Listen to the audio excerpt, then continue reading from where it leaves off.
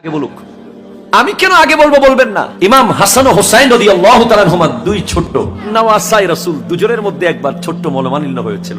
এখন ইমাম হোসাইন পাক এসে বলতেছে, ভাইজান আপনি আগে কথা শুরু করেন, ভাইজান আপনি আগে কথা শুরু করেন। এই কথা বলতে গিয়ে ইমাম হোসাইন আগেই কথা শুরু করে দিয়েছেন, কিন্তু ভাইকে বলতেছেন আপনি আগে কথা শুরু করেন। বলে কেন? কারণ নানাজান বলেছে দুই ভাইয়ের মধ্যে যখন মনোমালিন্য হয়, যে আগে কথা শুরু করে সে আগে জান্নাতে যায়। কোন ইগো থাকবে? ইগো, অহংকার, দাম্ভিকতা থাকতে পারে না। জোরে বলেন সুবহানাল্লাহ। থাকবে না ভাইজান, রাখিয়েন না। কয়দিনের দুনিয়া। আজকে সেই ভাইকে আমরা অনেক দূরে ঠেলে দিয়েছি 1 ইঞ্চি জায়গার জন্য, 10 টাকার জন্য, 10 লাখ টাকার জন্য। আমার ভাইয়ের চেহারা আমি দেখি না, আমার ভাই আমার চেহারা দেখে না, এরকম ভাই আছে না নাই? নো নো নো, খবরদার। আমার আল্লাহ প্রথমে বাবা মার কথা বলেছেন, এরপর সন্তান, এরপর ভাই, এরপর বলেছেন ও আজওয়াজুকুম, স্ত্রী। স্ত্রীর আগে কার কথা বলেছেন? বলেন না। ও আমার ভাই, কেমন ভাই তুই? ছোট্টবেলায় যখন স্কুলে যেতাম তোকে ছাড়া যেতাম না, কথা কোন ঠিক কিনা? তোর হাত ধরে আমি হাঁটতাম, আমার হাত ধরে তুই হাঁটতি। খাবারের টেবিলে যখন 2টা মাংসের গোশতের টুকরা থাকতো, একটা বড় একটা ছোট হলে বড়টা তোকে তুলে দিতাম, তুই বড়টা আগে নিতি না, আমাকে দিতে চাইতি, ঠিক কিনা কথা কর?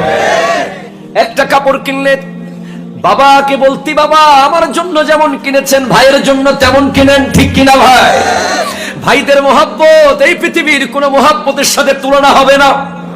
আমার দয়াল নবী একবার আনসার আর মুহাজিরদের একটা দল নিয়ে বসা, ঠিক শেষ সময় একটা ওট নবীজির সামনে আসলো। কি আসলো ভাই? কি বলেন তো? ওট এসে আমার নবীকে সিজদা করলো। কি করলো বলেন না?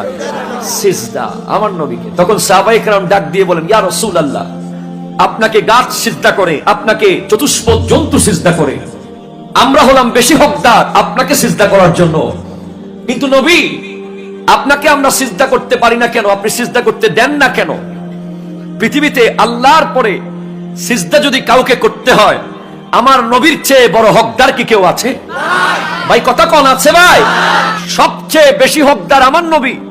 যদি কেউ সিজদা পেতে হয়, সিজদা কাউকে করতে হয়, আমার নবী বলছেন না, উবুদুল্লাহ, আল্লাহর ইবাদত করো, ওয়া আকরিমু আখাকুম, এবং তোমার ভাইকে সম্মান করো। এই হাদিসের ভিতরে আল্লাহ, আমার নবী আল্লাহর ইবাদতের পর পর ভাইয়ের কথা বলেছেন। আমার নবী এক এক হাদিসে এক এক জনকে ফোকাস করেছেন। এই হাদিসের মধ্যে আমার নবী ভাইকে ফোকাস করেছেন, বলেছেন আল্লাহর ইবাদত করো এবং ভাইকে সম্মান করো। বর্তমানে এমন একটা যুগের মধ্যে আমরা আছি, ছোট ভাই বড় ভাইকে সম্মান করে না, ঠিক কিনা কথা কন? ছোট ভাইয়ের একটু শক্তি হয়ে গেলে, একটু কোন একটা বড় দলের সাথে সম্পর্ক থাকলে, 10-12 জন বন্ধু বান্ধব হয়ে গেলে, সামান্য সামান্য ব্যাপারে বড় ভাইয়ের দিকে দৌড় মারে, এরকম আছে না? না, খবরদার। আমার নবী বলেছেন ভাইকে সম্মান করতে হবে। আরে আপন মায়ের পেটের ভাইকে তো সম্মান করতেই হবে। তোমরা কি জানো না ওই আনসার আর মুহাজিরদের কথা? আনসার আর মুহাজিরদের ভ্রাতৃত্ব কেমন ছিল? যারা একজন একজনকে জীবনে কোনোদিন দেখেনি, কোন আত্মীয়তার সম্পর্ক ছিল না, দেয়ার ইজ নো রিলেশন, কোন সম্পর্ক আগে থেকে ছিল না।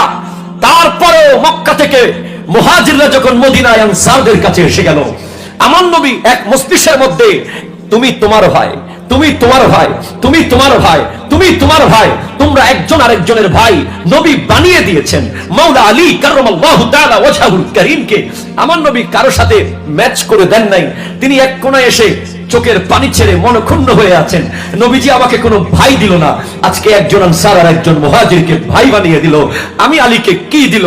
আমার নবী ডাক দিয়ে বলে, আলী আমার কাছে আসো, আনতা আখি ফিদ দুনিয়া ওয়াল আখিরা বাকাইতুকা লিনাফসিক, আমি তোমার জন্য, আমার জন্য তোমাকে বাকি রেখে দিয়েছি, তুমি আমার ভাই, আমি তোমার ভাই। জোরে বলেন। সেই ভাইরা কেমন ছিল? একজনের 2টা স্ত্রী থাকলে একটা তালাক দিয়ে ওই মুহাজিরকে শাদী করিয়ে দিয়েছে। একজনের 2টা জামা থাকলে আরেকটা দিয়ে দিয়েছে।